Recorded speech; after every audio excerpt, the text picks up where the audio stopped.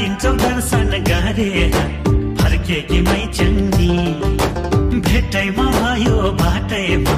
सुन्दरी तामाङ्नी हाम्रो त फेदको खेतैमा 300 मुरी धान पर्छ म छोरो अर्कै थर भए नि मलाई त तामाङ्नी मन पर्छ